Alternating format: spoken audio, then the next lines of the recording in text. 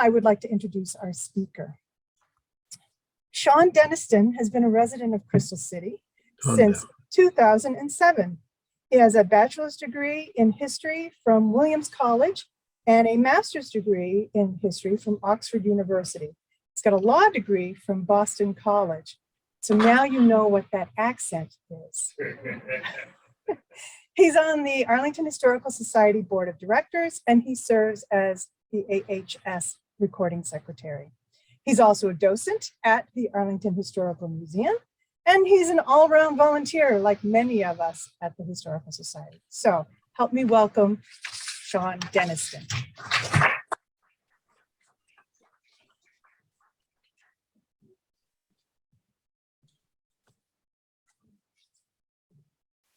Reluctantly, I'll consent to this being recorded.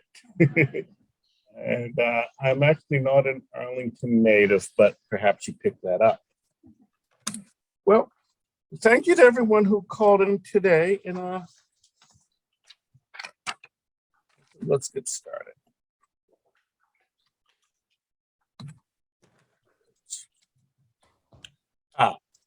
Well, we have some people who are not from Arlington, but we won't waste too much time on it. Basically, Arlington County is in the northeast corner of Virginia, and it's one of the smallest counties in the United States. And unlike other counties, it does not have incorporated towns within it. It's run as a single municipality. And is it possible, rather than today's city-county or county-city, is it possible that Arlington County could have been a collection of towns? For example, could we have had, I thought I hit that, Clarendon, Arlington County. The yellow flag I made in what I thought was a moment of brilliance, but in the front, the heraldry. That is actually the coat of arms of the Earls of Clarendon. Don't tell them. And is it possible, but not for a court case 100 years ago, decided 100 years ago next week, that some of you in this room or on Zoom may have been in line, recycle bags in hand, waiting for your mayor to open up the newest Trader Joe, or could you have been reading Clarendon Now on your iPhone? We aren't doing these things because Bennett v. Garrett was decided 100 years ago next week. And Bennett v. Garrett, to many people, may ring a vague bell. It's 1922, something to do. It's perhaps a footnote you may have seen in a book on Arlington history, or occasionally I've heard articles about it on the local NPR station. Or for the knowledgeable historians, which I imagine there are many tonight, people know it was Clarendon, the neighborhood of Clarendon, that wanted to become its own town. And it's also maybe where somebody somewhere said Arlington was continuous, contiguous, and homogeneous. So that does bring up several intriguing questions I hope we will discuss tonight. Why did Clarendon want to incorporate and become its own town? Who spearheaded the effort? What were the proposed boundaries? And what can we learn about the Arlington of 100 years ago? And as this is the 100th anniversary of the Supreme Court decision, I hope this is a good time for a re-examination. Oh, and this is footnote when Arlington really became Arlington. And I think some of you have seen this picture, and I must actually give high praise to two sites. One is the storyboard, which my AHS colleague, Charlie Clark, who's here tonight, developed, and the other is the Arlington County website and presentation they did on the 1920 census. And we are going to take a quick trip back to the 20s. I don't know if anyone brought some bathhouse gin, but we will to end. But just looking in this picture, and I want to spend, obviously you'll both see in Arlington, and maybe it's a little hard from a distance, but you're going to see single family homes. You're going to see undeveloped land. You're going to see some development. So And a lot of these homes were part of nascent subdivisions. And in 1920 was kind of a heady year for Arlington. That old name, Alexandria County, got replaced by a new name. And it was Virginia, it is still Virginia, but it was Virginia's smallest county at 32 square miles, but fastest growing. And just quickly, and I mean, as I said, a lot of these things I think you already know, so I apologize for the repetition. But Arlington is 15 times larger now in 2022 than it was in, as it was in, just want to get rid of that, that bar at the bottom.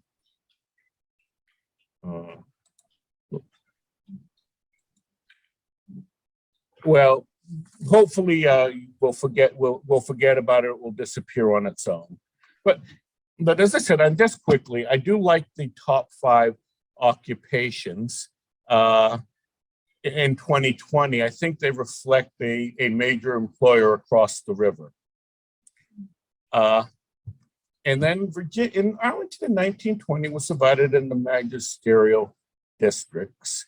And, in a nutshell, Washington was the north, Arlington was the center, and where our story takes place, and poor Jefferson. Jefferson included much of Crystal City, Pentagon City, National Airport, Potomac Yards, Amazon second headquarters, and several neighborhoods in Alexandria. So if you were watching soccer in Orlandia, eating in Delray, or visiting a friend in Rosemont, you are in Alexandria occupied Arlington. And forgive my sort of crude map. See if this comes out. No, it didn't. So that's not that. Basically, I was just going to show you the boundaries, but hopefully we explained them. Sorry.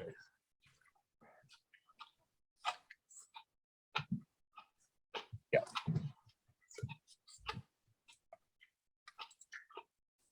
Okay.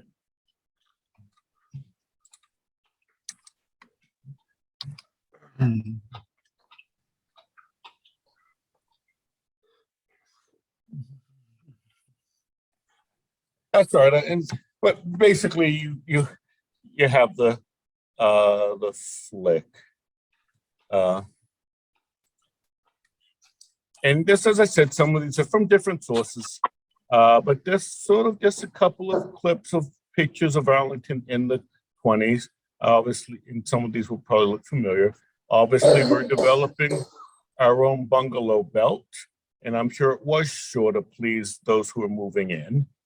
And this picture on the white was the new Roslyn terminus that opened, I believe, in 1923, and from there you could go into Arlington, or you could go into DC or hit Arlington and environs. And then obviously we had and again, I know some of you know this, but for those in TV land, and obviously we had a farm on the Potomac, the Department of Agriculture experimental farm, and the Reeves farm, Arlington's last dairy farm that ceased operation in 1955. And this picture, it's from the Library of Congress, and it's Lyon Park. And as I think you'll notice, there are a few things missing here, like a road, plumbing. And what's interesting is all these things, for these houses, the paved road, the phone line, probably the well you would dig, the septic tank, which had to be county approved, those all were developed from the subdivision, from the association, not the county. And that may be an issue a little later on. But Arlington also had growing pains that, although we think of Arlington, or people may have thought of Arlington back then as sort of a neat suburban home, single family bungalow, mail order Sears homes occupied by federal employees. it also had, that would be a misleading impression, because among the bespoke bungalows and mail-order Sears homes were homes with tar-pitched roofs, blocked drains, and cesspools on unpaved, unlit streets. And alas, Arlington was also segregated. And in all this, and the picture on the right is of some Black homes in Arlington. I believe it's Roslyn. And then on the left were some of the communities. Queen City is the site of the Pentagon. There's been some really good research done on Halls Hill. And then you have these other neighborhoods, these other communities really leading a parallel existence with their own churches, stores, and even volunteer fire departments. But annexation, or incorporation, these things did not happen in a vacuum. So how Alexandria, DC came to Alexandria, Virginia is when 1847, when the land that was ceded for the nation's capital got retroceded to Virginia, back to Virginia, we had Alexandria County. And back then, our Alexandria County was an entity. So it included Old Town, the port, and it included most of what's now today's Arlington, farms and some plantations and forests, but basically town and country. And I do not want to give the Civil War short thrift, but I think where our story then takes up again is actually after the Civil War. So apology to the many, many Civil War Civil War enthusiasts. If you are a Civil War veteran, do let us know. We want to interview you. We go to the 1870 Constitution, and this was sort of reintegrating Virginia into the Union, and I guess you could say Arlington into the into Virginia. And although it banned slavery, it allowed black men over the age of 21 to vote. It also had some important government decisions. This was it was the birth of independent cities, which in effect totally removed, separated from counties, even if they were co-located to it. They were in effect their own city counties. Kind of reminded me maybe of the old Holy Roman Empire, but that's probably a little too grand. So you had the birth of independent cities and also the setup of townships, which were later called magisterial districts. And sort of next in our tale came the 1902 Constitution of Virginia. What a difference 30 years can make. And the Constitution is rightfully sort of condemned for obviously restoring Jim Crow and poll tax and property requirements for voting. But it was in effect until 1971, and it also had some government structures that were pretty important for our story tonight. For one, it made the whole annexations or incorporations were done by what's called a general law, meaning it was done as a process, not as an individual. So a city or town would not go to the General Assembly and say, we want to annex, we want to incorporate. It now had to be done by the same process. And that process was actually fine-tuned in 1919, and it involved a court. And just quickly, these were the Arlington County government in 1920. And I think some of these names are recurring. In fact, I think it was 2 days ago, I actually called the Lashmont Enterprises, hoping they had a picture of Basil de Lashmont. The person seemed a little surprised, wasn't quite sure what I was talking about, and told me all of them were out of town. And obviously other names, obviously Frank Ball, as in Ballston, and obviously both Andrew Clemens and his son Elwood were sheriffs. So between the two of them, they were sheriffs for a good part of the 20th century. But what about our Clarendon? Well, I think Clarendon's story is kind of well known that in 1897, Ms. Nesmith sold 25 acres to a man named Hall, who then flipped it to a man named Payne, both from Boston. And I think there is some discussion in some of the articles I've read about Clarendon, whether it was named for Payne's old street in Boston or for the Earls of Clarendon. And being from Boston, we generally accept that the number of streets in the Back Bay section were all named for British peers from around that time in the 17th century. And any true Bostonian can name all the streets from A to H with extra credit for I, J, and K. And if you want, I can recite those streets after the meeting. So obviously, as with other subdivisions, the Clarendon Citizen Association formed. And it formed in 1904, and their motto was "Do it for Clarendon." They were both a business promoter, and they also had several fraternal groups, including a baseball team, a band, and a PTA. And this pamphlet, which is in the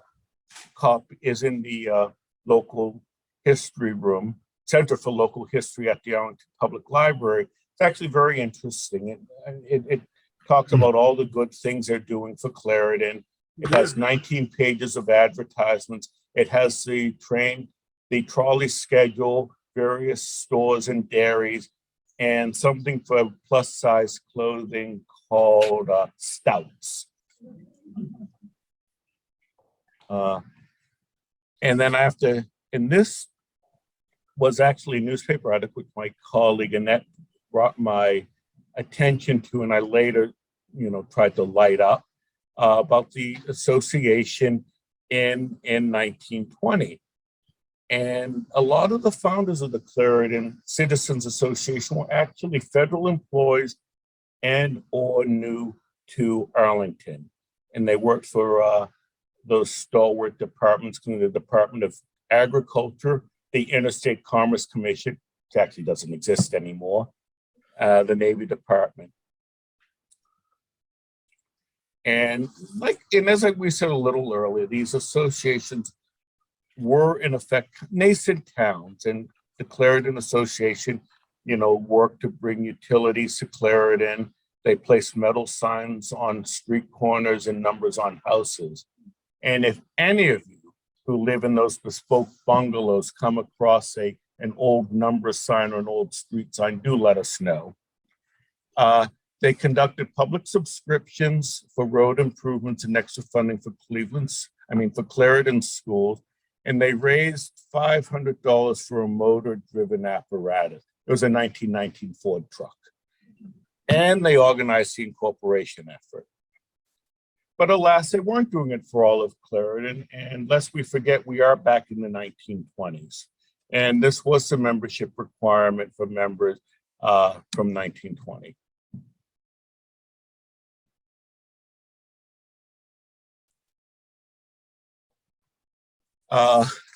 But before we had Bennett v. Garrett, we had In Re Clarendon Incorporation. And I do like this picture. I call it Courthouse Noir. I'm butchering French classes. In fact, I think my teacher's on the call tonight, so I'm sure she'll correct my pronunciation of noir. But the trial took place from April to May in 1920, and the petitioners or plaintiffs favored incorporation, and that it also included people from the Clarendon Citizens Association and residents, and the respondents opposing incorporation, including the Boston Citizens Association and the Board of Supervisors for Arlington County. And one thing I did worry a little about tonight is that I may be a little heavy in what people said in the court record, but on one hand, I was hoping to try to bring these people back to life, or at least their words, that we really are dealing with people. And another friend and I did make an effort to try to find photos of as many of the witnesses and parties as possible. So as this continues, if these are any of your ancestors, do let us know, because we are doing an article on Bennett v. Garrett it'll be out in October, and we would love to really sort of have a visual of what these people and what they were doing. So this was the council for the petitioners, and Gloth was for the respondents, and he was a Commonwealth attorney. For those back in Massachusetts, what we would call a district attorney. Harry Thomas, who's, I think, descendants are still involved with the association to this day, and Judge Brent. Samuel Brent was a local worthy. He was a circuit court judge, president of the Alexandria National Bank, and interestingly, counsel for the 1915 annexation of Arlington, but he was the presiding judge. And the petition was received on December 8th. And I'm not a very good actor. I'm probably not a very good orator. So most of it, we will just sort of be, I think, showing you the things on the screen. But this one I did want to read. And this was in the petition that was filed by the petitioner, that they claim and allege that they are also the vast majority within said survey favor to become an incorporated town, and that they further allege that if your honor, judges and orders said incorporation, their comfort, happiness, safety, health, and the enjoyment of lives and property within said community will be greatly promoted. And I guess to also talk a little about the practical benefits. Property values will be greatly increased, and that said community would forthwith enjoy a larger and greater local self-government, greater police protection, increased fire protection, greater water and sewage facilities, improved and more healthful living conditions, better lights, and many other advantages. This was among the boilerplate for 14 additional petitions submitted for incorporation. And pardon the quality of this picture, but this is actually the first petition that was submitted to the court in Ray Clarendon. And that big block on the left, those are the meets and bounds, the boundaries which they were proposing for the town of Clarendon. And we will be getting to that a little later. But obviously, those who want to incorporate, there are those who don't want to incorporate. And these were some of the comments that they made. And probably the strongest one is that it would be harmful to the rest of the county. And there were basically sort of three arguments made. Was Clarendon separate and distinct? Clarendon was separate and distinct. Let me get my notes. The majority favored incorporation, and that they could afford to do it. And it also, I think the course of the trial also reveals other sort of tensions within the county. So basically those were the petitioners argued that Arlington was already several communities, and that Clarendon, with a population of around 2,500, they were already the sizes of a town, and it was an anomaly that they weren't one. And that the citizens associations, whether it was Clarendon or Rosemont or Fort Myer High, they were taking many of the responsibilities of a town. And that they had made various improvements and contributed to the life of the county. And they conducted cleanup campaigns. And that the county wasn't responsible, and this was the only way they were going to get improvement. And the counter arguments, you could probably intuit that there was no way for Clarendon in the middle of the county you could tell it apart, that Arlington was already the smallest county in a suburb. So, further dividing was going to be harmful. And that Clarendon was already connected by road and rail and trolley lines. And then neighboring Boston. Is there anyone here from Boston tonight? there anyone here from Clarendon tonight? Oh, even more impressive, people are here for the learning. And this pitch, in the second argument, was a majority favored incorporation. And I will admit, this is not a picture from an incorporation meeting. It is actually, I think, the Cherrydale Fire Department banquet. And all right, I guess it was a little creative license. The reason I took this picture, I brought this picture, is that during the incorporation, there were many town meetings, sometimes attended by hundreds of people. And I'd like to think maybe an incorporation meeting for or against maybe looked something like this. And I hope it was a visual to try to recreate the scene. But as I said, some felt incorporation would help Clarendon address its problem. And these were the statements of Dr. Stone, who was actually a druggist, a pharmacist in Cherrydale. They had a lot of hopes pinned on incorporation. And again, not a great picture, but the following statements of Thomas Lashmont, the chair of the Board of Supervisors, I think summarizes some of their arguments.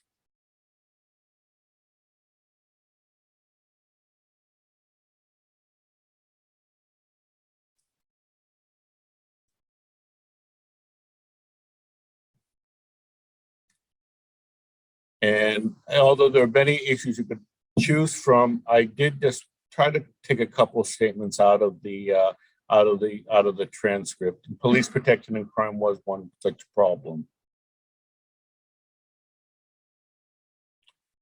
I would hope women in 2022 are much more self-reliant than poor Mrs. Saffel.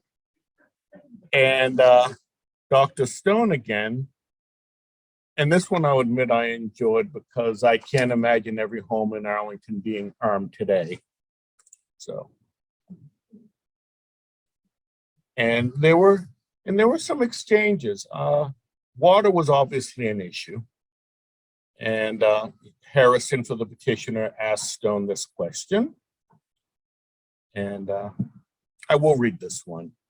You know, is there a crying need in Clarendon for sewers and water? There certainly is. Most of the houses up there have nothing but ordinary cesspools, not the improved kind. I have been told by physicians who made analyses that fecal matter has been found in the drinking water. Most of these cesspools are not over 70 or 80 feet from the wells which men, women, and children have to drink water out of. Yuck. And roads. I won't read this, but obviously, you know, in 1920 Clarendon, you did have county roads, country roads, and streets. And you could not always tell them apart, or were efforts necessarily made to pave some, improve some and not improve others. So that was another issue. And obviously, we can't forget our business issues. And as I think many know, Murphy Names was a major lumber company that provided, you know, many of the building supplies for the development of Arlington, and they still exist. I also called them the other day, and they actually now have kind of changed focus, and they do a lot of tree trimming and tree removal, as opposed to lumber. So that was a change I believe his great grandson made not too many years ago. And obviously arguing that you could realize improvements better if you stuck together.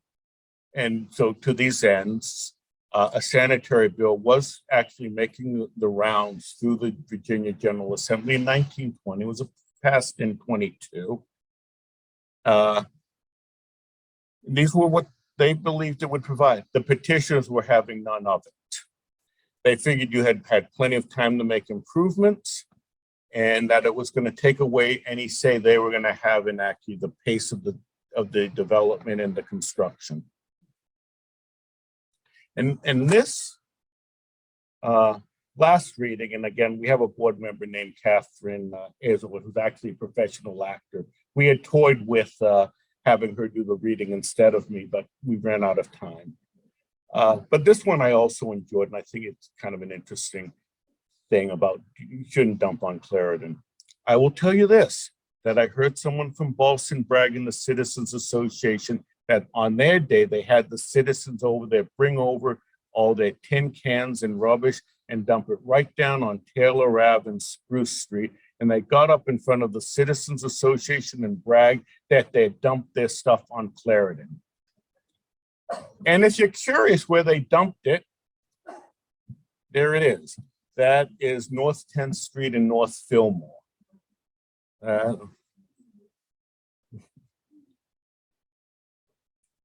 And another thing that came up during the trial was sort of this old Arlington, New Arlington about who was running. As we mentioned, the number of the members of the Citizens Association were newer residents.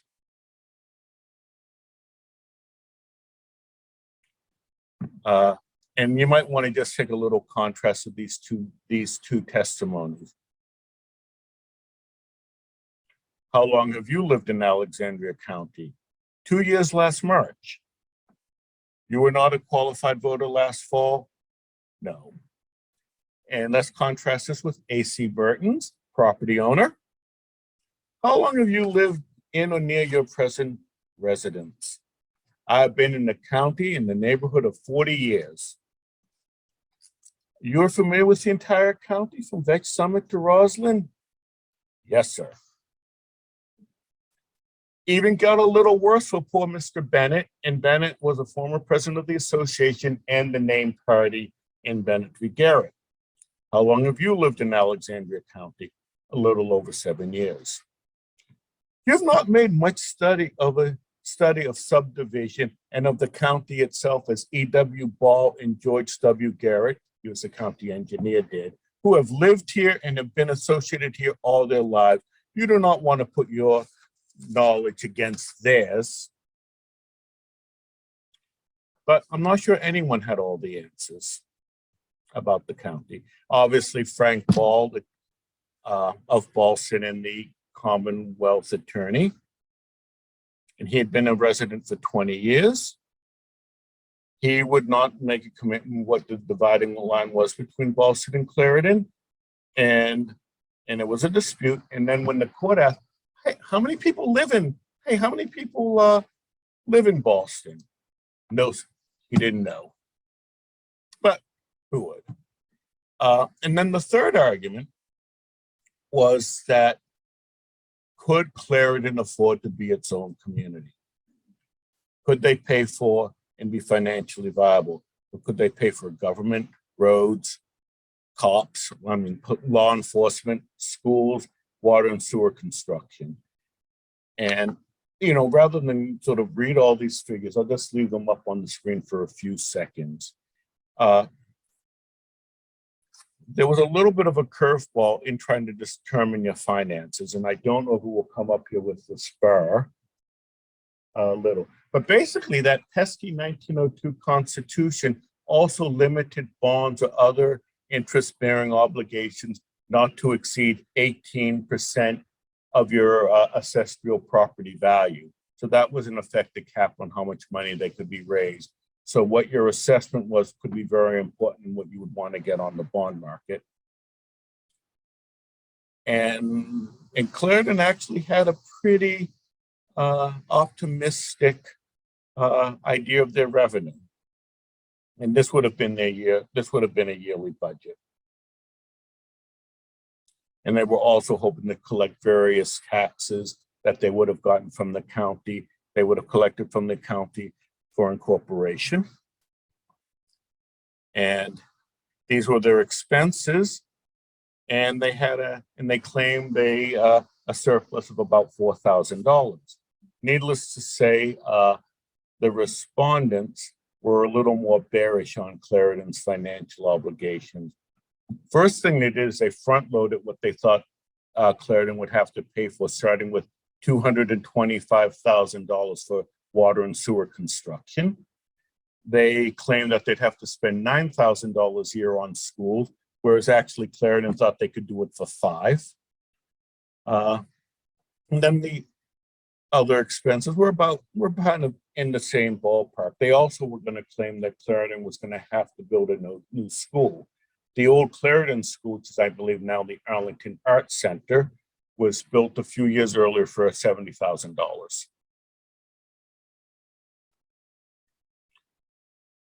And and again, I know this is a serious issue, but this is probably my favorite of the 400 pages of the transcript. This is one of the more left field comments that often happens in trials. In trying to argue Clarendon's financial viability, their lawyer said, "I would like Your Honor to permit me to take the stand with regard to the present situation in a town of only 1,591 inhabitants.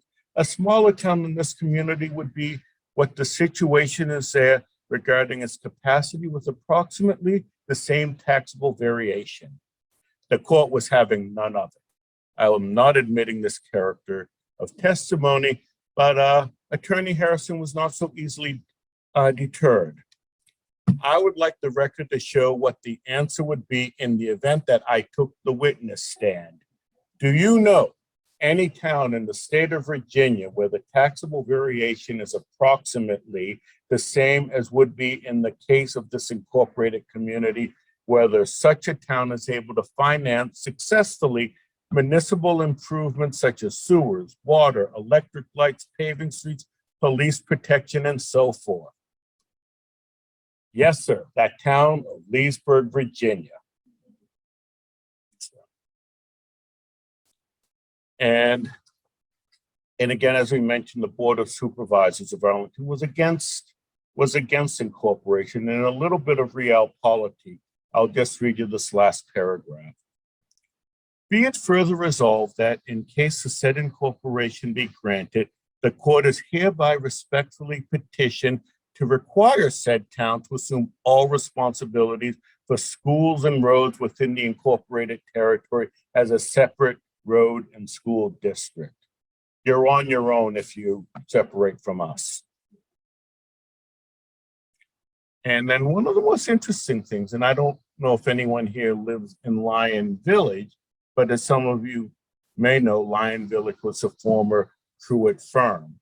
And one of the first witnesses in the incorporation trial was Chapin Brown, representing the heirs to the firm, tasked to sell it, but they weren't having much success. The firm was valued at $87,000, paying taxes of $1,700 a year, but only generating $400 to $500 in revenue.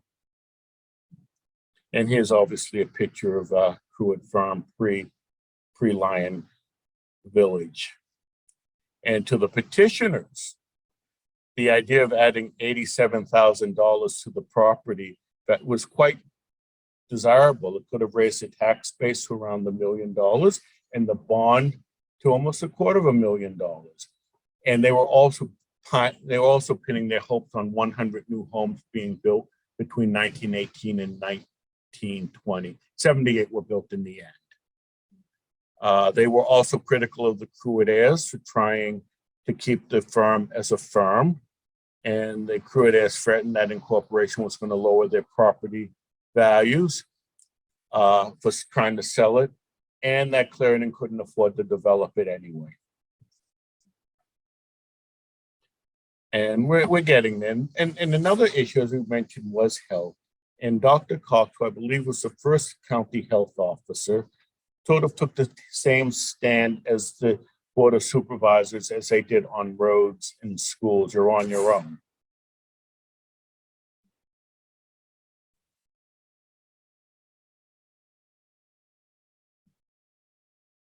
I do like how he said that they wouldn't only be on their own, but they would be a menace to Ballston, Cherrydale, and Fort Myer Heights. But the petitioners weren't so easily deferred. They also offered their own medical expert. I'm really not sure it helped. And I won't read this one, but you can take a look at the cross-examination. I mean, yeah. 1919. And how many cases of typhoid? So didn't help much. And again, we're just going to kind of go through this because I really hope we will have some time for discussion. But this report was actually prepared by the Citizens Association on the costs of preparing a water and sewage system. And it was referred to for a number of years after the trial. And I'll just leave these up for a few seconds. It was not going to be an inexpensive proposition.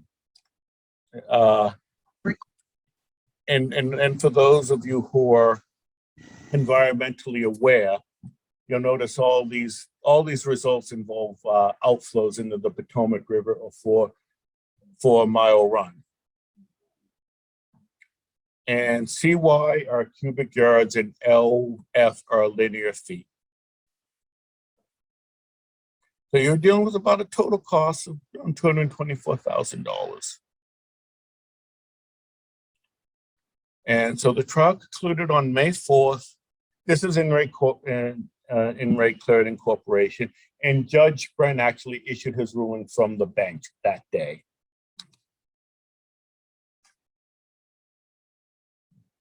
And it was so after obviously some discussion in a subsequent hearing where Brent did not change his ruling, money was raised and an appeal was filed. It took about a year and a half, and it was raised in 1922. And then I think we're going to see some of the same parties. And this is the Bennett v. Garrett, which we have been talking about. And basically the plaintiffs were arguing that Brent made a lot of mistakes and Clarendon's just trying to be free. Arlington, or the defendants now, as they were called, were saying this was bad for the county.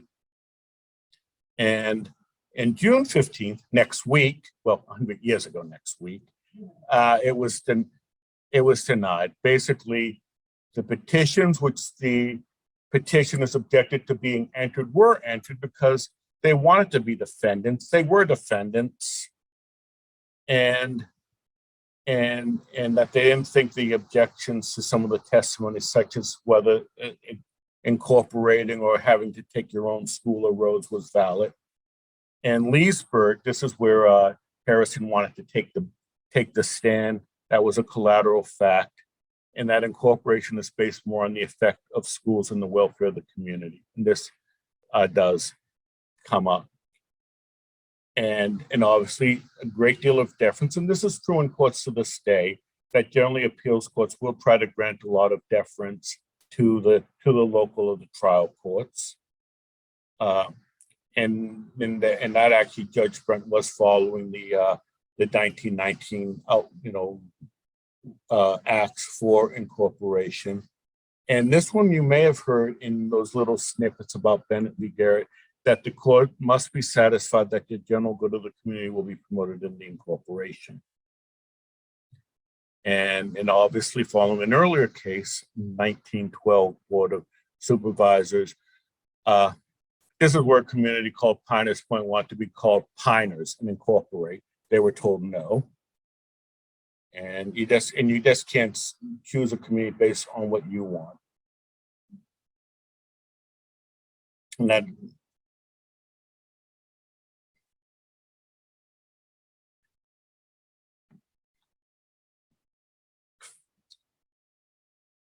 so the actual magic words contiguous, contiguous, and homogeneous are not actually in the Bennett v. Garrett decision, but they were referenced in this earlier Duke decision, and have actually, and I think actually relates to the last part of our discussion. Well, my talking, the discussion will be in a couple minutes. Contiguous, contiguous, and homogeneous. What does that mean? Continuous means an uninterrupted, unbroken whole. Contiguous has shared common border. What about homogeneous? In this case, it was not related to land use, subdivision development, or population patterns. It was based on race. And both parties did use race in their arguments. These are the petitioners, the respondents again, You sort of see the emphasis of the Black community, kind of a foil, the emphasis of the whiteness of the community, the homogenous nature of it. And unfortunately, it gets a little worse. These are the petitioners in their briefs for Bennett v. Garrett.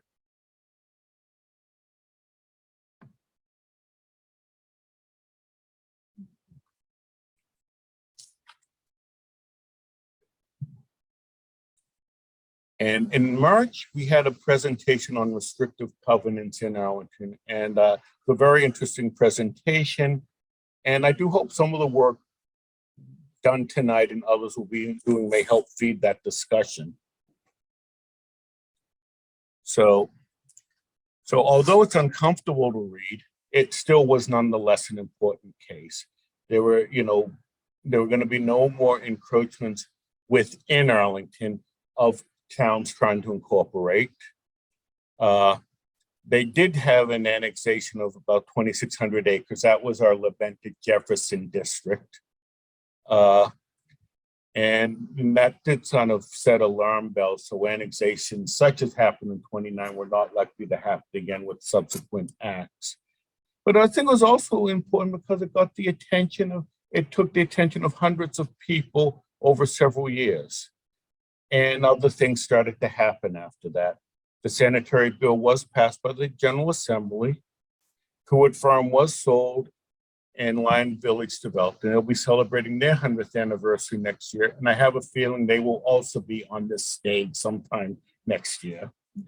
And street names were changed. And most importantly, Arlington changed its form of government. And in Bennett v. Garrett also forced answers to the following.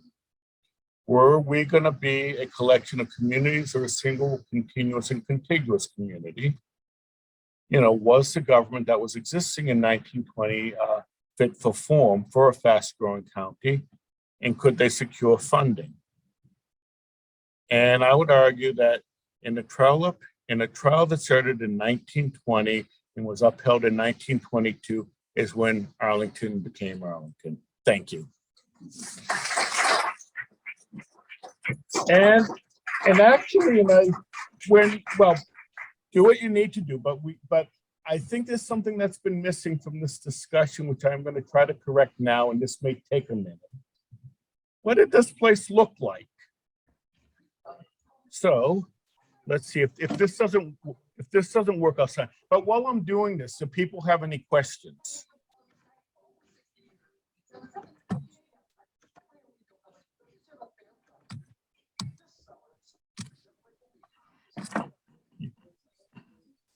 We don't have any in the chat right now, but if anyone online wants to put it in the chat, please feel free to go ahead and do so. Please ask Patrick.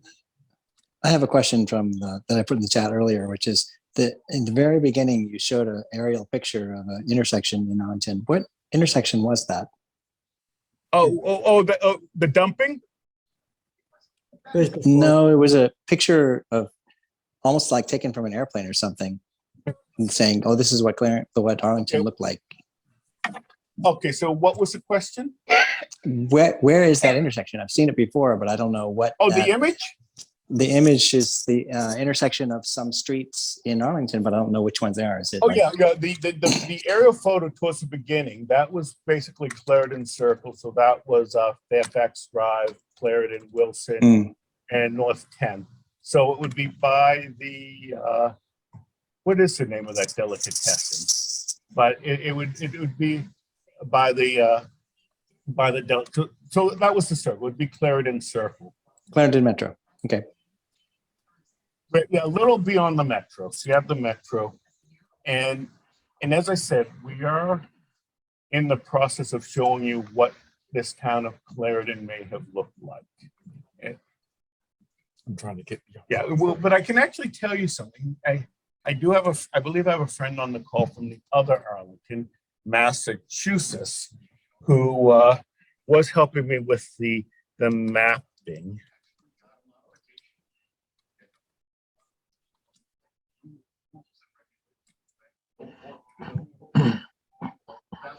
Oh, my name. You guys are welcome to steal my password, but you won't have much luck with it. How about your pin? Yeah.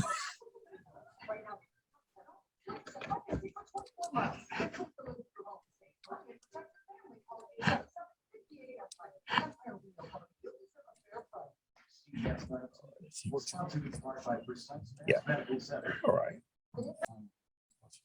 Okay.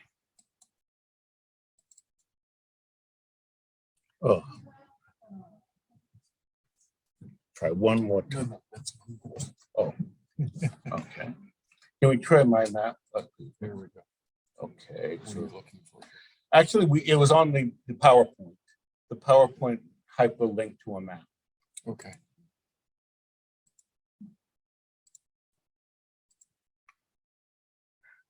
No, it's not gonna work.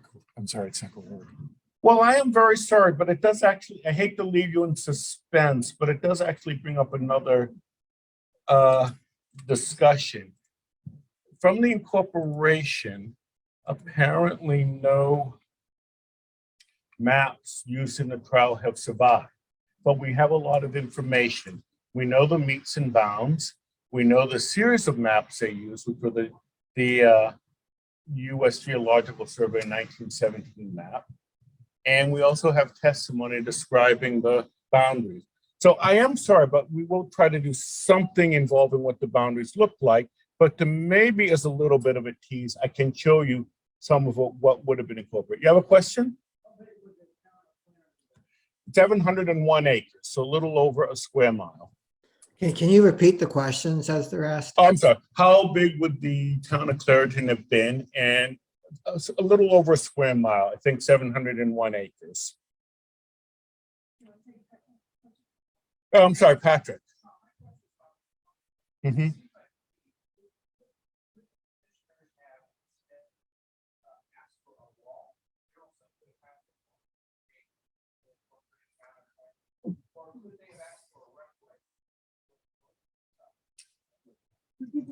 Okay, from Patrick Hope, our local delegate, and thank you for coming.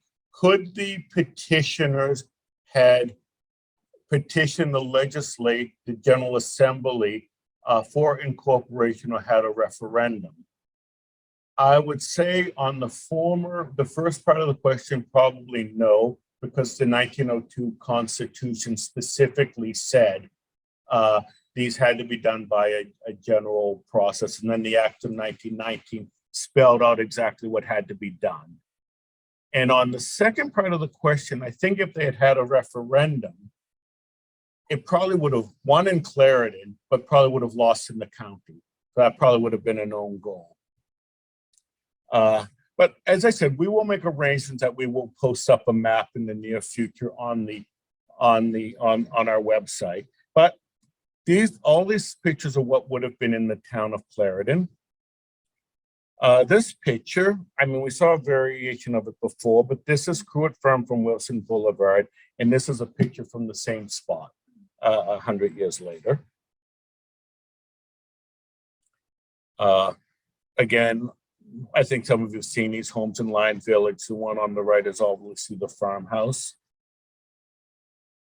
The Clarendon Business District and the Armed Forces Cycling Classic. And some of you may be aware that the North Side Social is also known as the Clarendon Citizens Building, and this could have been the town hall and fire department of the town of Clarendon. Sean, are your pictures showing on the Zoom line? Are people seeing the picture on Zoom? I am not. No, Oh. No, I can't see it either. Oh. All right, we'll start again. Just the pictures, not the whole presentation. Yes. It's not related to the lawsuit, but something recent. Wilson Boulevard used to be two ways. And when they built the subway, there was no street named Clarendon Boulevard. What was there before? What was that street called before Clarendon Boulevard? There was something called the Georgetown, oh, I'm sorry.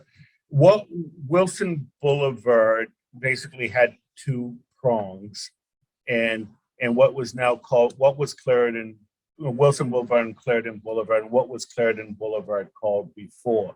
I believe it was called the Georgetown and Falls Church Road, something along that line. I've seen it on, I believe that's what it was. It's Georgetown and Falls Church Road. I think that was the name. Yes. Are you guys seeing the screen now in Zoom Yeah. land? All right. So as I said, these were the possible slides of the town of Clarendon.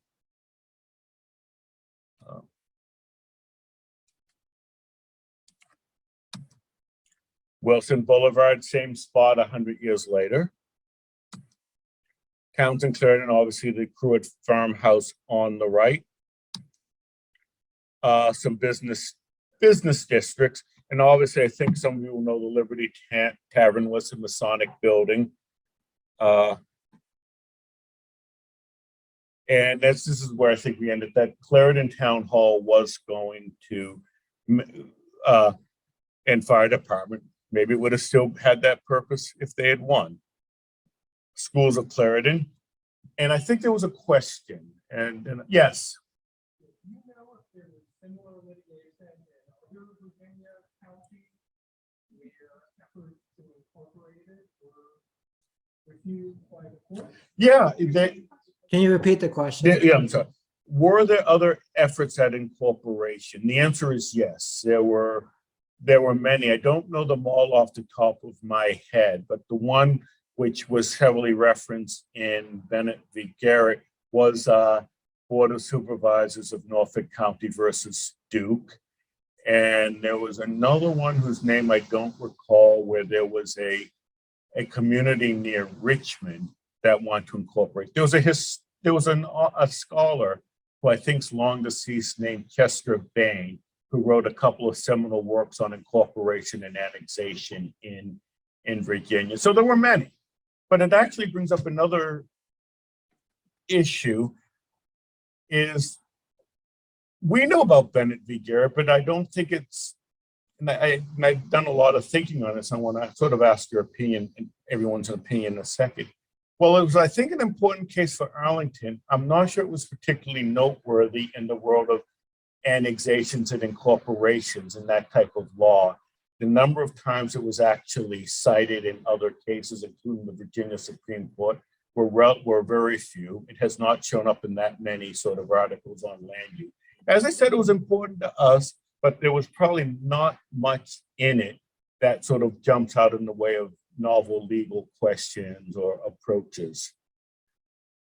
Again, town of Clarendon. And as we will get that some maps posted, but the western boundary of the town of Clarendon was going to be Cherry Valley Road, or what's now Quincy Street. And I think the street's probably changed in 100 years. And I'm not sure what we would have done about the library. So I'd like to thank you, and I will remain up here as long as people have questions. John, we have one more. We have one more yeah. question online. If you could Please. just go back to like the real strategic value to Clarendon of incorporation. Was it, the services, or was it things beyond that? Well, I think the incorporation, I think Clarendon, I think you had newer residents. I think there were a couple of issues. I think you had newer residents who did not feel they necessarily were having the same say in the county as some of the old established old guard. I don't think there was some dissatisfaction with services, and Clarendon actually, I think, took a great deal of pride in that, how they were operating, that they were in effect their own town. They had committees, they had fundraisers, they had a volunteer fire department, they had a school committee, and I think they felt they really could have gone it alone. I think the money issue, I think, would have been a bit challenging on sponsoring a water and sewer system. But that actually is going to be my question for the audience. I have, I guess, two questions. and I really would welcome any answers. What do you think might have happened if Clarendon did incorporate? What do you think may have happened? No one knows, so there's no bad guesses. Anyone?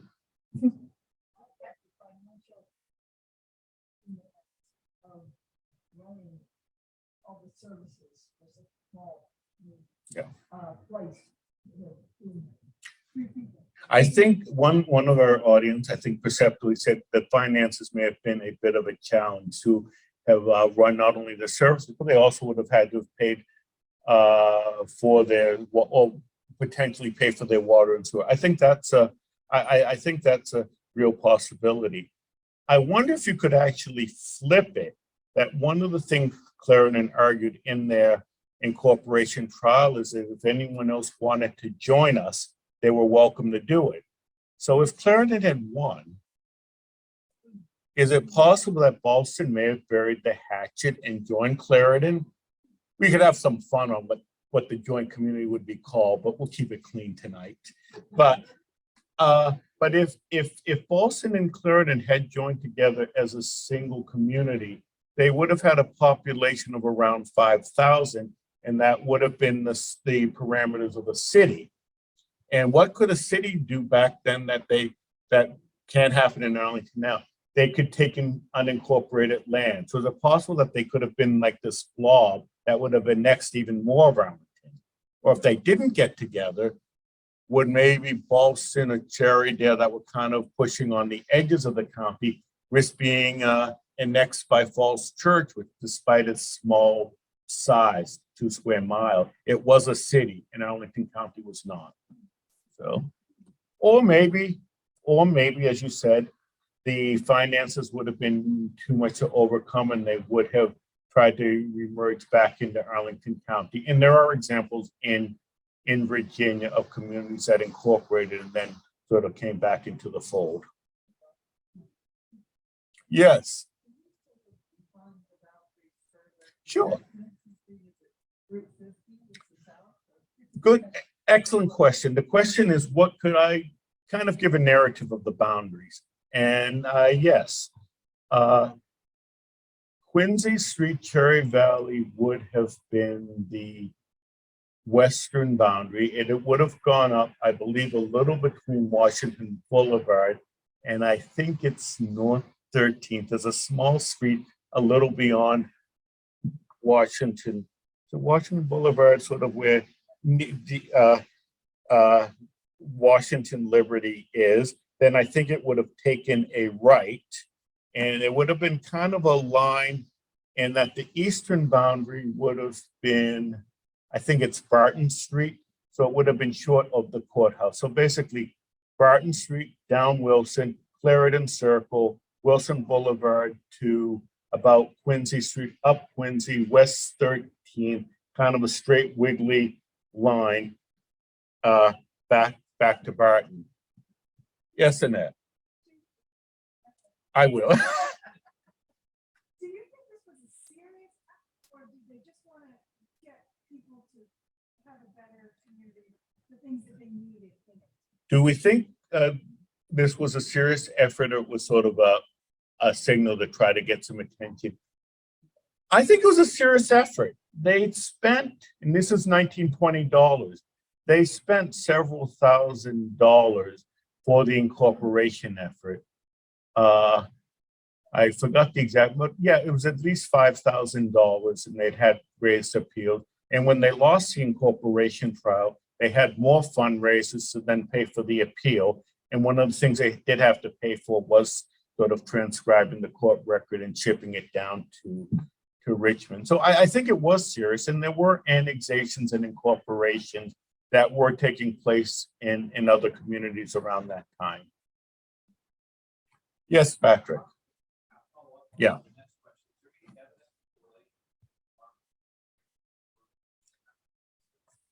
The question was, is there any evidence that the relation between Arlington and Clarendon improved? I think it had to. And I believe, and I don't have it off the top of my head, but I believe, for example, A.P. Payne who was the chair of the incorporation committee. I believe he later served on a committee for the county involving the building of the sanitary lines. And I don't think you really had a choice. I think they had lost. I think once they had lost, other ideas, such as you asked earlier about petitioning the General Assembly, I think was decided as a non-starter.